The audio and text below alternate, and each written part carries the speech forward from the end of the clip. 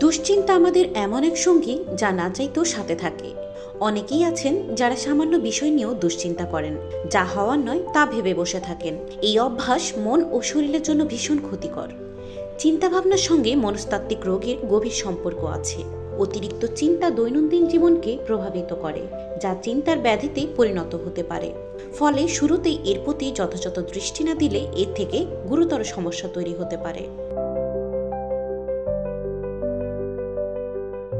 অতিরিক্ত চিন্তা মানসিক চাপ বাড়িয়ে দিতে পারে, যেমন হঠাৎ করে বেশি উত্তেজিত হয়ে ওঠা, ঘুমের সমস্যা, মাথা ব্যথা, পেট খারাপ ইত্যাদি শারীরিক সমস্যাও হতে পারে।